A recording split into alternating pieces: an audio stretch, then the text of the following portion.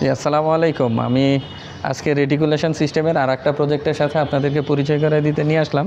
এই প্রজেক্টটা মেনলি হচ্ছে উত্তরাতে একটা গভর্নমেন্ট কোয়ার্টার, এটাকে বলে বেবজা কোয়ার্টার। এখানে আপনার টোটাল অ্যাপার্টমেন্ট আছে 100টার মতো, হ্যাঁ, কম আর বেশি 100টা। তো এইখানে আমাদের গ্যাসের সিলিন্ডারগুলো, আসলে গ্যাস ব্যাঙ্কগুলো বিভিন্ন জায়গায় দেওয়া আছে। আসেন আমরা আপনাকে আগে গ্যাস ব্যাঙ্কের সাথে পরিচয় করাই দিই। হ্যাঁ, তো এইটা আমাদের একটা ইউনিটের জন্য গ্যাস ব্যাংক। এখানে প্রত্যেকটা বিল্ডিংয়ের জন্য আলাদা আলাদা করে গ্যাস ব্যাংক করা আছে এবং এই প্রজেক্টটার পাইপলাইন থেকে শুরু করে MS পাইপ ওয়েল্ডিং করে করা, পাইপলাইন থেকে শুরু করে প্রত্যেকটা কাজই আমাদের করা। তো এখানে আমরা প্রথমে দেখতে পাচ্ছি দুইটা সিস্টেম দুই দিকে লাগানো আছে। এইগুলাকে বলে গ্যাস ব্যাংক। হ্যাঁ, রেটিকুলেশন সিস্টেমের গ্যাস ব্যাংক, এটা হচ্ছে অ্যাক্টিভ এবং রিজার্ভ হিসাবে থাকে। একটা ডান দিকে আছে, একটা বাম দিকে আছে। এটা বিভিন্নভাবে সিঙ্গেলও হয় বা ডাবলও হয়। হ্যাঁ, তো গ্যাস ব্যাংক থেকে আমাদের অ্যাক্টিভ, যেমন এটা এখন অ্যাক্টিভ আছে, এটা হচ্ছে আমাদের রিজার্ভে আছে। তো অ্যাক্টিভটা যদি আমরা দেখি, এই অ্যাক্টিভ থেকে আমাদের গ্যাসগুলো আসতেছে, এসে এইখান থেকে প্রসেস হয়ে রেগুলেটরের মাধ্যমে আমাদের কিন্তু চলে যাচ্ছে মিটারিং সিস্টেমে, জাস্ট এই পাইপলাইনের মাধ্যমে। ঠিক আছে, এগুলোর ডিটেল তো এটা বিভিন্ন ভিডিওতে আমরা আগেও দেখেছেন বা এখনও আমি ছোট্ট করে বলে দিচ্ছি। এখানে আমাদের আছে প্রেশার গেজ, যে প্রেশার গেজ থেকে আমরা বুঝতে পারি যে আসলে কী পরিমাণ প্রেশার আছে।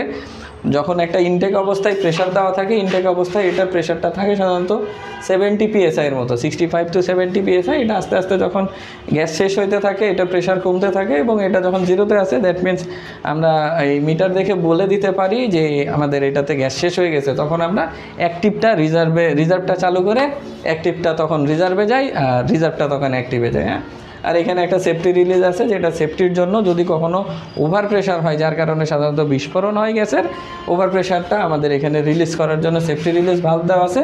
এখানে আমরা ফ্লান্স টাইপ বল ভালভ ইউজ করেছি, যেটা অনেক বেশি মজবুত রেগুলার বল ভালভের চাইতে। এখানে আমাদের দেওয়া আছে রিগো ব্র্যান্ডের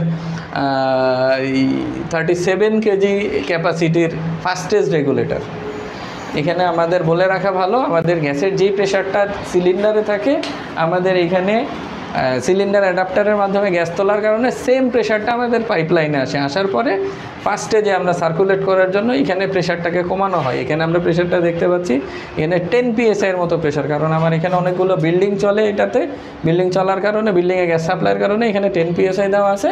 আর ফার্দার আমাদের যেখানে মিটার আছে, আমরা মিটারিং সিস্টেমে যখন দেখাবো, তখন আমরা দেখাবো যে ওইখানে আমাদের সেকেন্ড স্টেজ রেগুলেটর এবং আদার্স ক্যাপাসিটি আছে, আদার্স যা বসানো আছে। এখন আমরা ওইখানে নিয়ে যাচ্ছি আপনাদেরকে।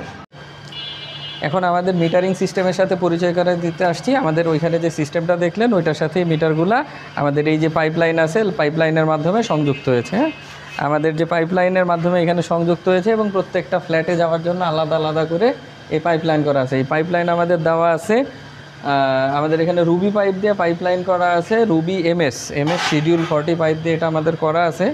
হ্যাঁ, তো এইটার পাইপলাইন থেকে শুরু করে যাবতীয় কাজকর্ম আমাদের করা, আমাদের এই কানেকশানগুলি। এবার আসেন আমরা মিটারের সাথে আপনাদেরকে একটু পরিচয় করাই দিই। যদিও এটা বেশ কিছুদিন আগের প্রজেক্ট, আমরা প্রজেক্ট ওভারভিউ করার জন্য এখানে এসেছি।